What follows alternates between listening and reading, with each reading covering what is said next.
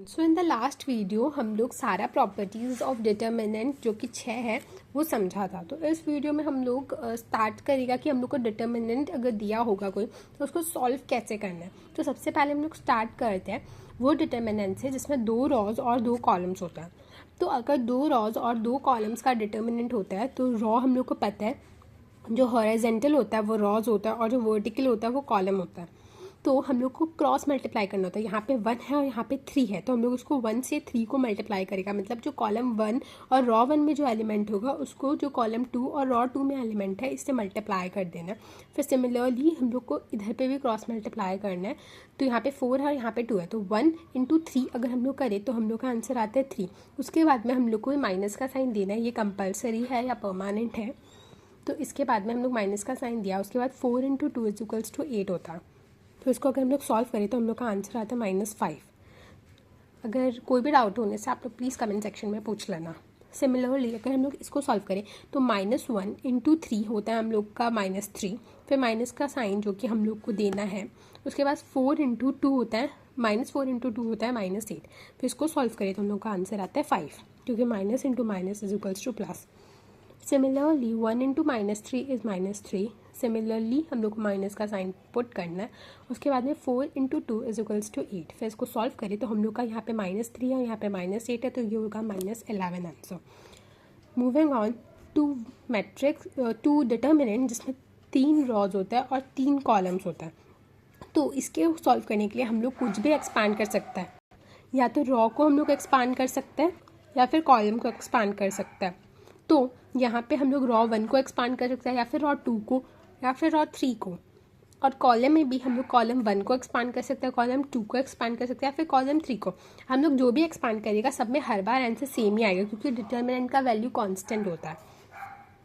तो सपोज अगर हम लोग रॉ 1 से एक्सपांड कर रहे हैं तो हम लोग सबसे पहले रॉ 1 का फर्स्ट एलिमेंट है 1 तो 1 को यहाँ पे लिख लेना है 1 इंटू यहाँ पे फिर हम लोग को -1 लगाना है और -1 की पावर में हम लोग को लेना है कि जो भी रॉ में है और जो भी कॉलम में है उसको। तो इधर पे रॉ 1 है रॉ 1 में और इसका कॉलम भी 1 है तो 1 + 1 कर लेगा। फिर रॉ को हम लोग जो भी 1 जो भी रॉ और जो भी कॉलम में है उसको हम लोग को हाइड कर लेना है।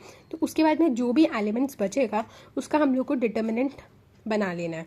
तो हम लोग का बचेगा 5 6 8 9 और इसको हमेशा सेम ऑर्डर में ही लिखना है। तो हम लोग लिखेगा 5 6 8 9। फिर सेकेंड एलिमेंट लिखा +2। सो यहाँ पे अगर ये माइनस का 2 होता तो हम लोग यहाँ पे -2 लिखता पर यहाँ पे प्लस का 2 है तो इसलिए हम लोग यहाँ पे +2 लिखेगा। तो +2 इंटू सिमिलरली -1 और 2 है रॉ 1 में और प्लस कॉलम 2 इसका कॉलम 2 है तो हम लोग ये 1 के पावर में लिख लिया।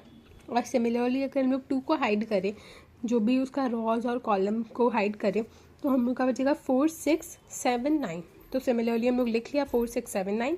उसके बाद में लास्ट एलिमेंट बचा 3 तो 3 को हम लोग लिखा। फिर सिमिलरली -1 वो रॉ 1 में है और कॉलम 3 में है और उसके बाद इसका डिटर्मिनेंट वैल्यू बचा 4 5 7 8।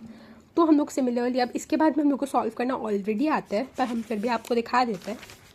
तो इसको हम लोग को सॉल्व करना है ऐसे। ये 1 बचा फिर -1 के पावर में हो गया 2। फिर उसको सॉल्व किया जब क्रॉस मल्टीप्लाई करने के बाद तो हम लोग का आंसर आया 45 -48। सिमिलरली 2 का पावर में 3 बचा 2 इंटू -1 का पावर में 3 बचा।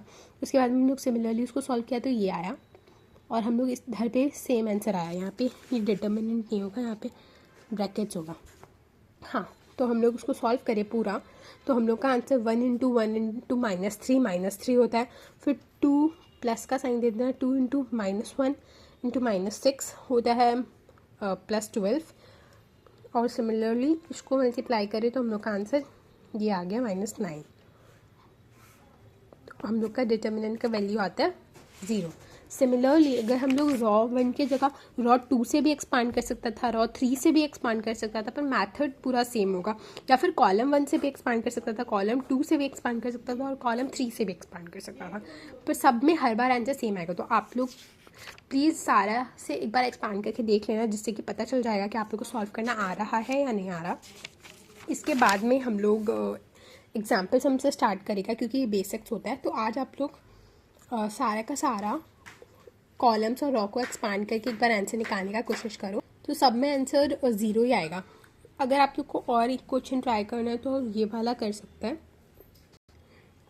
ये वाला एक क्वेश्चन है, इसका आंसर आना चाहिए 46। तो इसका आप रॉ 1 से एक्सपांड करो, रॉ 2 से, या फिर रॉ 3 से, या फिर कॉलम 1, कॉलम 2, कॉलम 3, सबसे आंसर 46 आना चाहिए। तो इसको भी एक बार सॉल्व करके देख लेना। That's all, thank you, thanks for watching. From the next video we will start from example number. अगर कोई भी डाउट हो तो कमेंट सेक्शन में पूछ लेना।